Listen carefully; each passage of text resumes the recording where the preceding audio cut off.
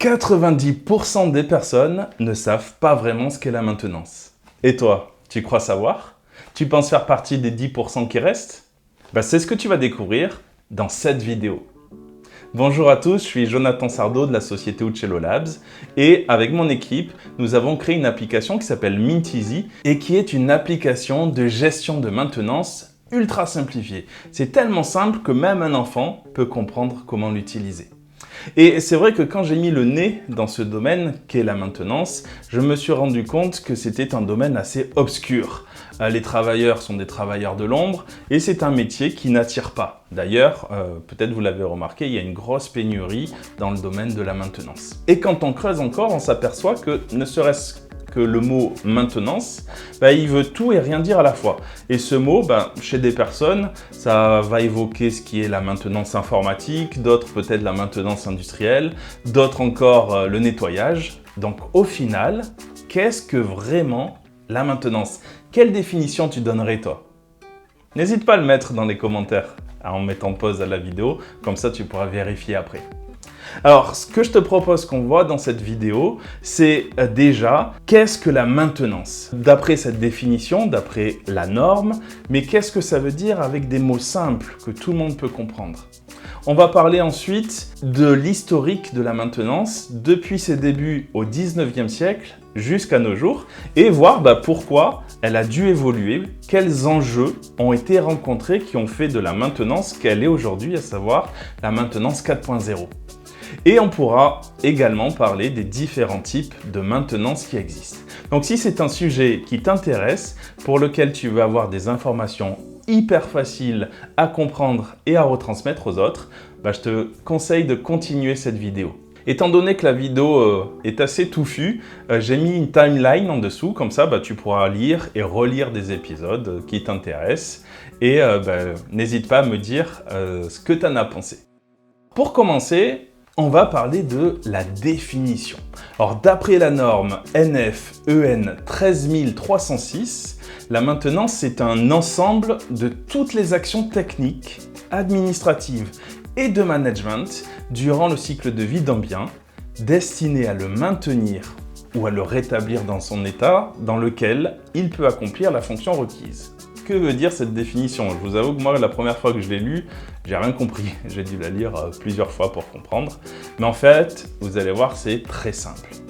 En fait, cette définition signifie que la maintenance, c'est deux pôles qui travaillent ensemble. D'un côté, on a le pôle technique et de l'autre, le pôle administratif, management. Alors le pôle technique, c'est ceux qui sont sur le terrain, les techniciens de maintenance. Donc eux, ils font des réparations, ils échangent les pièces, ils font du serrage, du nettoyage, etc. Toutes ces tâches techniques. Et de l'autre côté, le pôle administratif et management, eux, ils organisent le service. Ils vont former le personnel, ils vont mettre en place tout ce qui est stratégie de maintenance. Alors quand on parle de stratégie de maintenance, on parle de tout ce qui est processus, procédure, de toutes les actions à mener, des gammes opératoires et tout ce qui fait que le service maintenance tourne bien. Donc voilà ce que veut dire cette définition, c'est l'ensemble de ces deux pôles qui travaillent ensemble conjointement, c'est ça qui fait la maintenance. Et les objectifs de la maintenance, il y en a deux principaux. Le premier, c'est de faire en sorte qu'un équipement fonctionne correctement. Et le deuxième, c'est de maximiser le retour sur investissement. Alors, pourquoi le premier?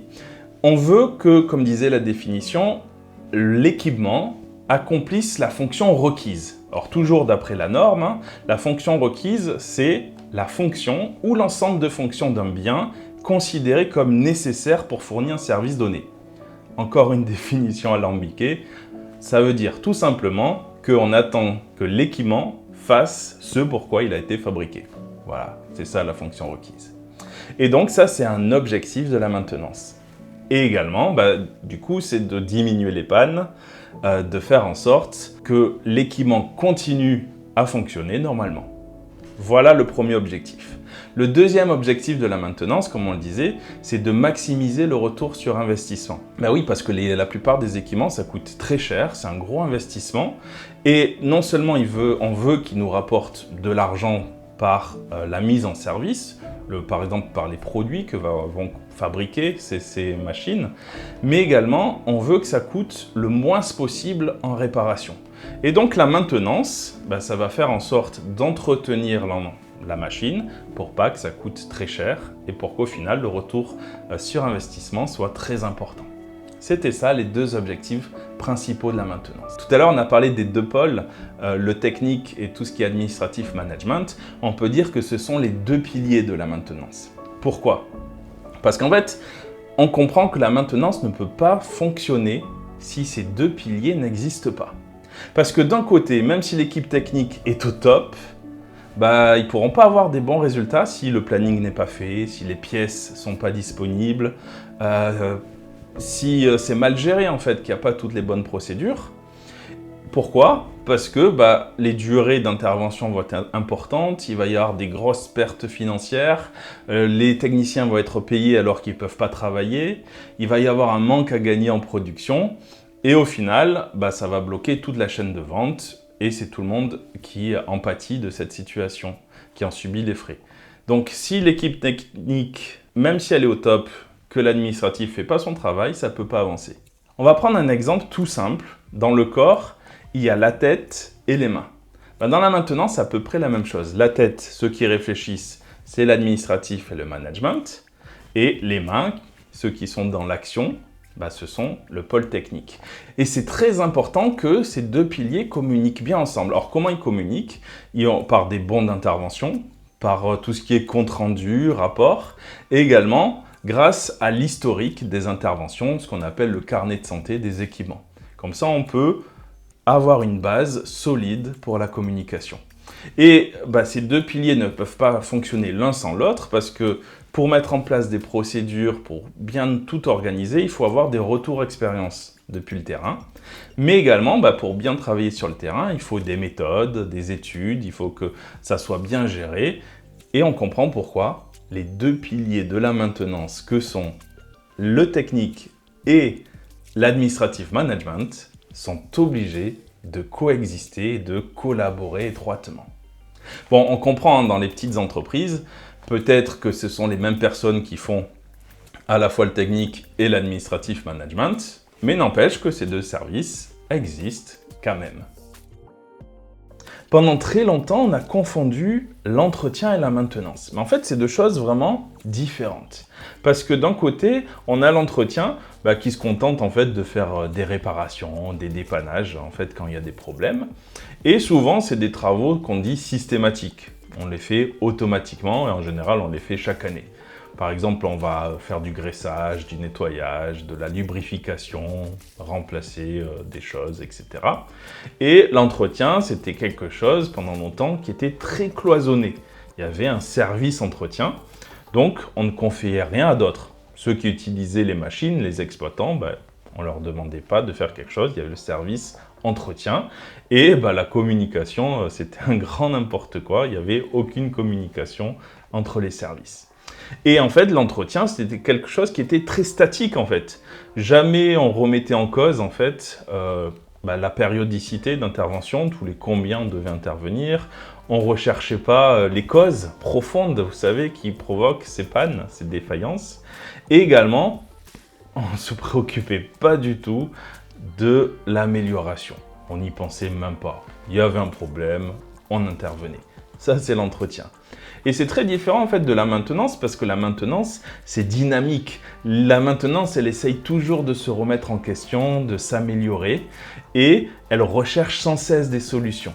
Et en faisant de la maintenance, ce qui est bien, c'est que ça permet de bien maîtriser les équipements, de les connaître par cœur presque, plutôt que de les subir et de subir leurs pannes sans savoir ce qui se passe. On peut dire en fait que la maintenance, elle recherche continuellement ce qu'il y a de mieux. On appelle ça l'optimum. Donc, sans cesse, on va remettre en question la planification pour essayer de l'améliorer, les améliorations sur les équipements, la politique de maintenance qui va être bien réfléchie et qui va être adaptée à chaque cas.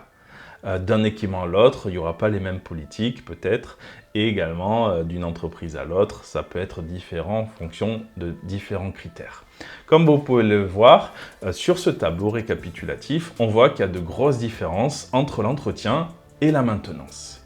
Mais voilà, pendant longtemps, ça a été confondu. C'est très intéressant de voir comment on a dû s'adapter au fur et à mesure des années et des siècles pour en arriver à ce qu'on connaît aujourd'hui, à savoir la maintenance 4.0.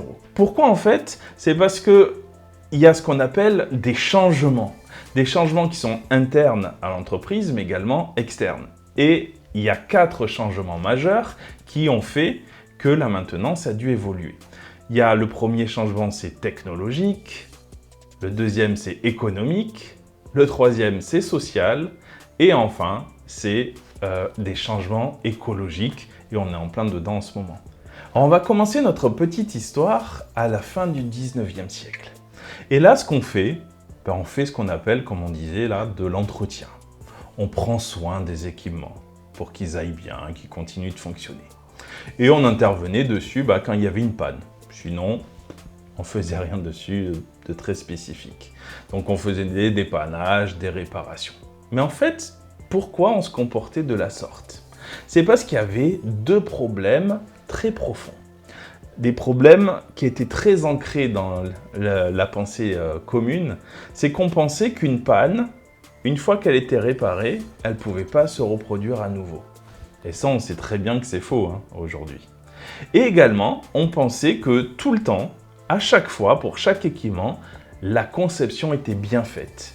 Qu'il y avait juste besoin de prendre soin des équipements et que tout allait bien.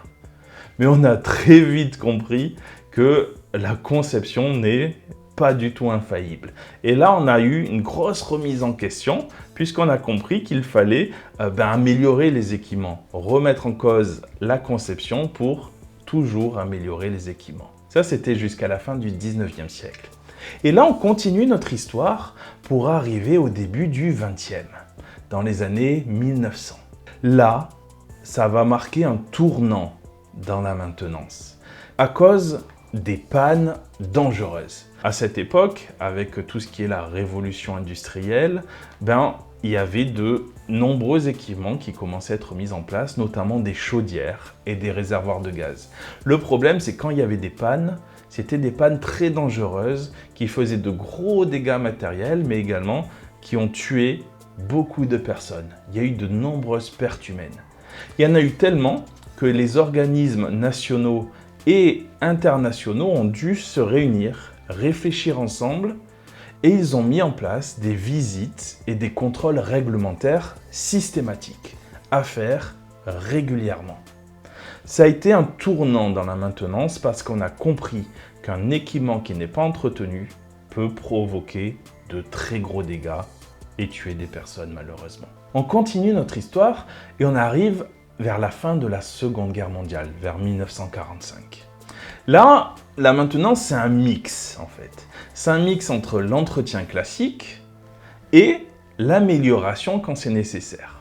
C'est là que naît la maintenance préventive systématique. Qu'est-ce que ça veut dire? Ça veut dire qu'à date fixe, on faisait de la maintenance sur les équipements et on changeait les pièces.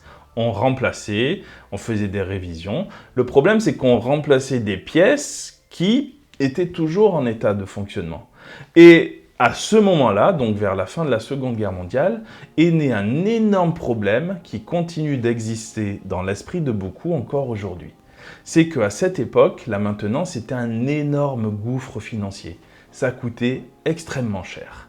Et ça a tellement marqué les esprits qu'aujourd'hui, quand on parle avec certaines entreprises, elles ne veulent pas faire de maintenance ou pas bien parce qu'elles disent que ça coûte trop cher. Ça a vraiment marqué les esprits. Donc on comprend qu'à cette époque-là, 1945 à peu près, la maintenance n'était vraiment pas optimale parce que c'était une maintenance improvisée et il a fallu se remettre en question. Et là, on continue notre histoire, on arrive dans les années 60, 70, où il y a eu une grosse remise en question de la maintenance. C'est à ce moment-là qu'est née la maintenance à peu près comme on la connaît aujourd'hui. Il y a eu la naissance de 3 mouvements.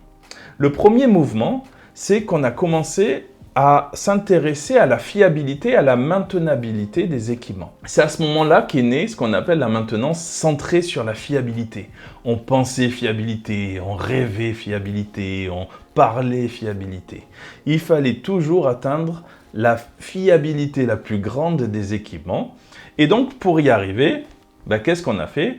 on a utilisé les statistiques. Est arrivé les mathématiques et les statistiques dans la maintenance, avec notamment des modèles statistiques qu'on connaît encore, les modèles de Weibull, les modèles exponentiels également. On ne va pas en parler dans cette vidéo parce que c'est des choses assez compliquées, mais c'est dans les années 60-70 que sont apparus ces modèles statistiques.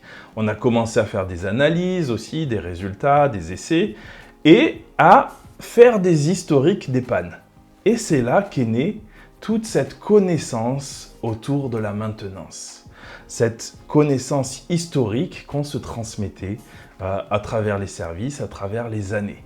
Donc là, grâce à ce mouvement de prise en compte de la fiabilité et de la maintenabilité, on est arrivé à une maintenance qu'on dit plus fiabiliste ou plus fiable en termes simplifiés. Le deuxième mouvement dans les années 60-70, c'est la prise en compte de l'aspect économique. On a commencé à s'intéresser à l'argent, combien coûte la maintenance. Et là, certains ont été inquiets, donc ils ont pris des dispositions. Vous savez, on a dit qu'à l'époque, c'était un gouffre financier.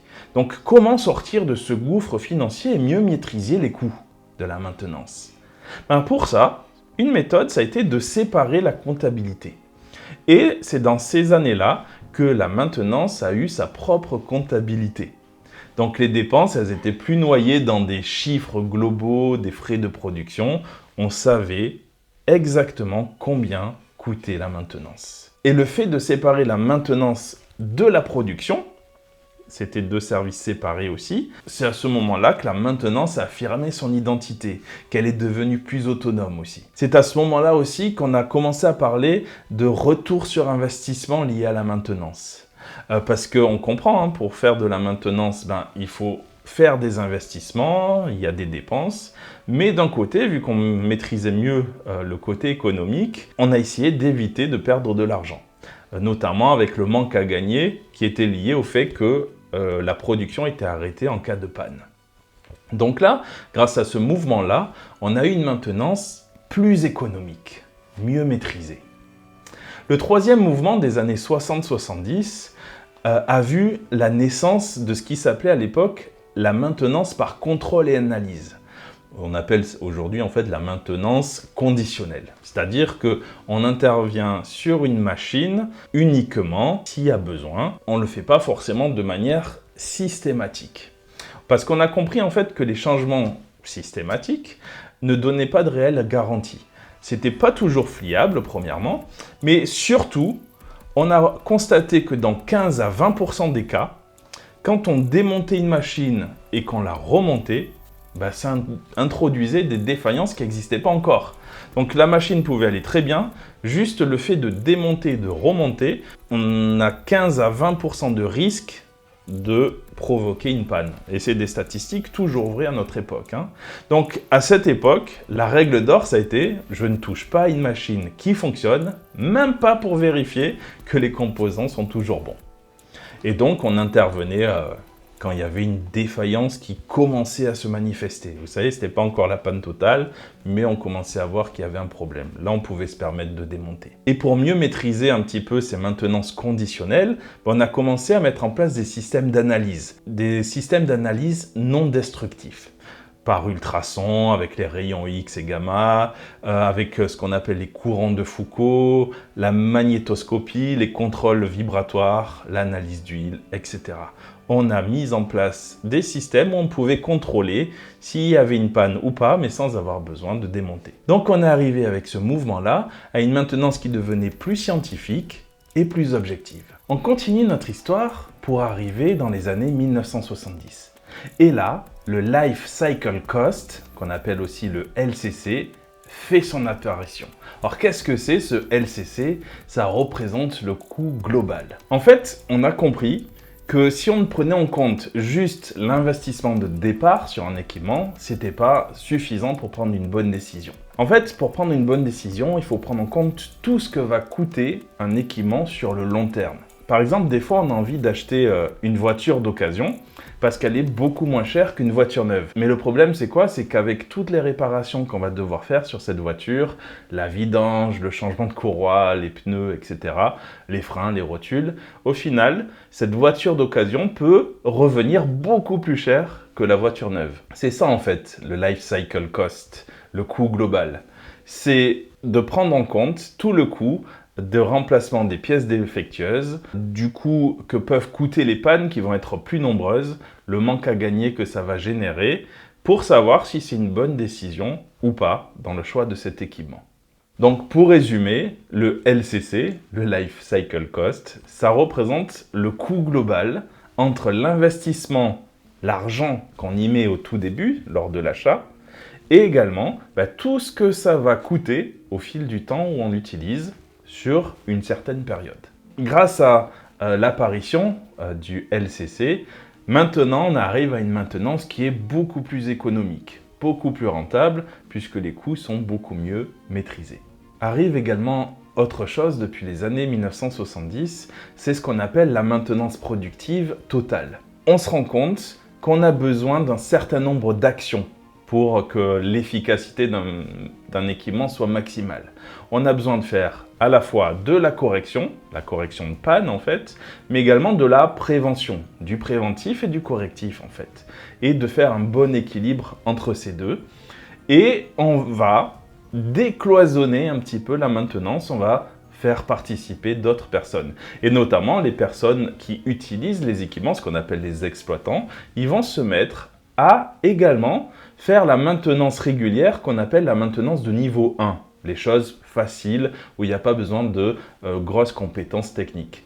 Ils vont pouvoir faire du coup le graissage, les réglages, le resserrage, les vérifications, le nettoyage. Et au final, on arrive à avoir une participation globale. C'est ce qu'on appelle les cercles de maintenance. Il n'y a plus uniquement un service qui travaille sur la maintenance, mais c'est l'union de plusieurs services, de plusieurs personnes qui font que la maintenance peut tourner de manière convenable et pérenne. Dans les années 1970, on arrive à une maintenance qui est plus participative, plus améliorative, il y a la contribution de tous et on arrive petit à petit à la maintenance qu'on connaît de nos jours. On continue encore notre histoire et là on arrive à la période que nous on connaît. La révolution informatique en fait qui existe depuis les années 2000. Donc là, on arrive dans une ère où il y a l'informatisation. Il y a les GMAO, gestion de maintenance assistée par ordinateur, les outils de MAO, maintenance assistée par ordinateur, qui va être utile sur le terrain.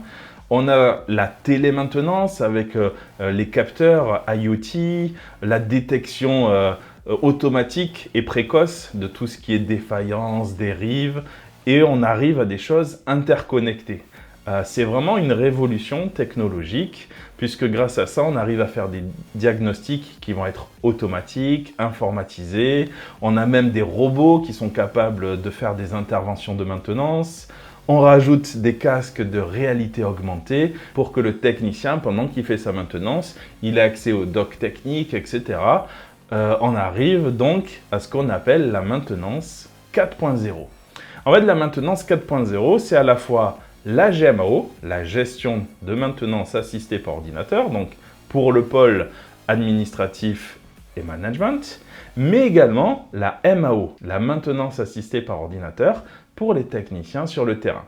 Et donc pour ça, on va utiliser tout ce qui est la technologie informatique, des télécommunications, tout ce qui est électronique. On va rajouter une couche d'intelligence artificielle qui va prendre des décisions tout seul, qui va faire ce qu'on appelle la maintenance prédictive pour toujours assister de mieux en mieux ce service maintenance. C'est ça, la maintenance 4.0, la révolution 4.0.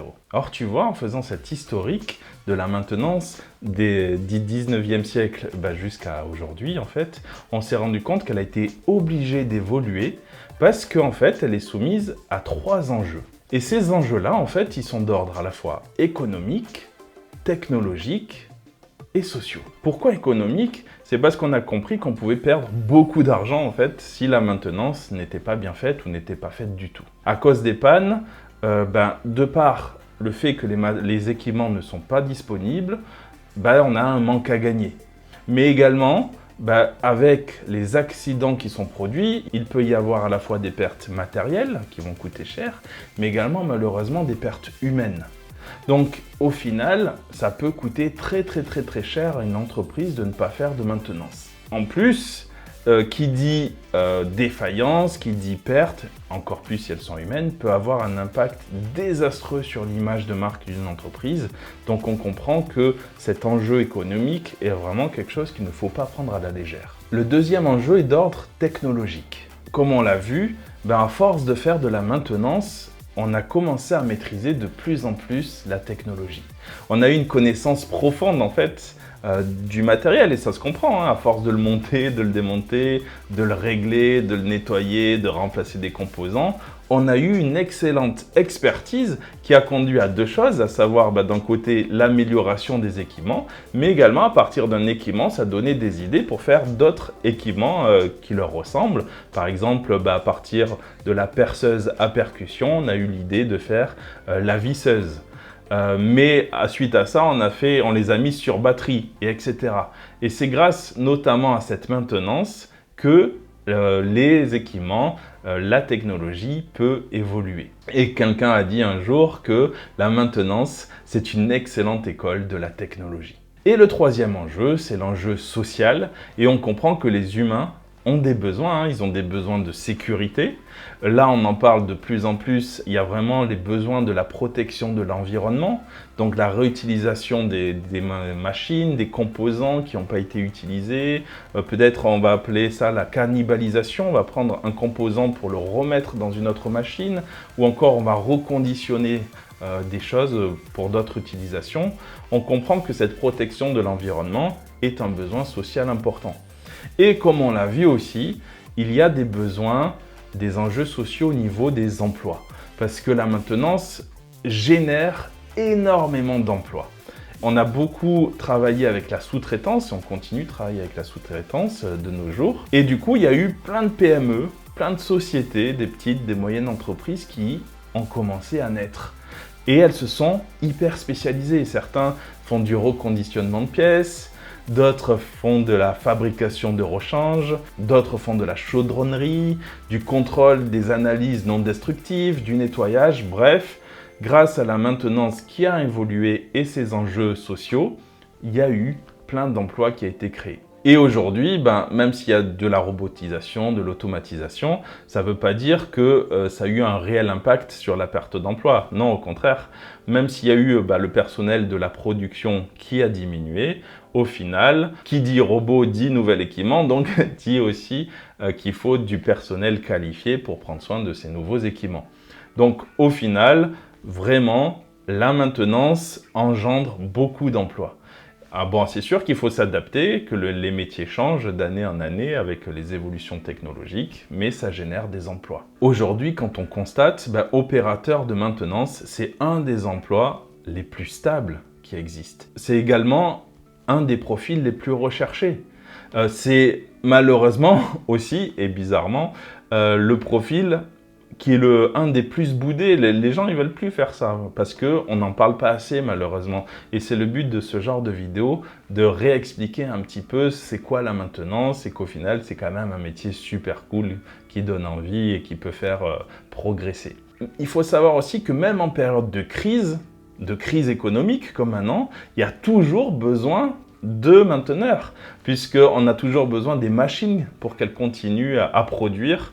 Et même si on automatise des choses malheureusement on est obligé de licencier, il y aura toujours besoin de personnes pour entretenir et faire la maintenance de ces appareils. Donc au final, on peut dire que la maintenance, c'est l'une des activités les plus pérennes. Mais également, on constate, comme on le disait, qu'elle n'a pas forcément la cote aujourd'hui et que les jeunes, ils n'ont plus envie de faire de la maintenance. Donc il y a peut-être une réflexion à avoir. Peut-être également mettre un peu plus la lumière sur ce métier pour générer des emplois dans une période où les emplois, c'est quand même quelque chose de pas forcément toujours facile à avoir, ou alors de simplement peut-être créer des entreprises dans ces domaines-là. Donc pour résumer un petit peu cette vidéo un peu longue, mais j'espère qu'elle t'aura plu, on a parlé de différents types de maintenance qui existent, à savoir la maintenance préventive qui va se décomposer en 3 parties principales. La préventive systématique, qu'on refait quoi qu'il arrive. La maintenance préventive conditionnelle, qu'on fait que s'il y a besoin. Et la prédictive, qui va se faire si on prévoit, si on prédit qu'il va y avoir une panne, grâce à la maintenance 4.0 et les capteurs notamment. Ensuite, il y a la maintenance corrective, donc là c'est la maintenance dans laquelle on intervient suite à une panne. Et enfin, il y a la maintenance améliorative, celle qu'on fait pour améliorer les équipements et pas juste pour les maintenir à leur niveau actuel. Donc je te repose la même question qu'au début, est-ce que tu connaissais vraiment ce qu'est la maintenance ? Est-ce que tu aurais pu l'expliquer comme ça, de manière détaillée? Est-ce que tu faisais partie de ces 10% de personnes qui savent le faire?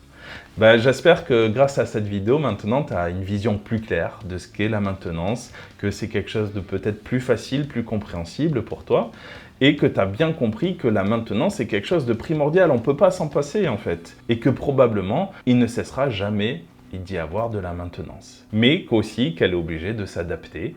Et c'est bien parce que du coup, ça fait des avancées technologiques et c'est vraiment cool. Donc moi, je t'encourage à t'abonner et à liker cette vidéo, ça m'encouragera. Surtout que je vais en faire d'autres parce que j'ai vraiment envie de montrer que la maintenance, c'est quelque chose de très facile qu'on peut comprendre et que même un enfant peut comprendre quand on l'explique avec des mots simples. Et si ça te dit d'en savoir plus sur la maintenance, de connaître un peu plus ce que moi je fais, je t'invite à me contacter, soit dans les commentaires, soit sur LinkedIn, tu tapes mon nom, Jonathan Sardo, et je te parlerai de Minteasy, c'est mon application en fait que j'ai créée avec mon équipe et qui permet de faire de la maintenance très facilement. C'est de la maintenance ultra simplifiée qui nécessite quasiment pas de formation et qui va permettre de faire à la fois les rapports préventifs, les rapports correctifs, faire le planning, mettre les gammes opératoires, etc.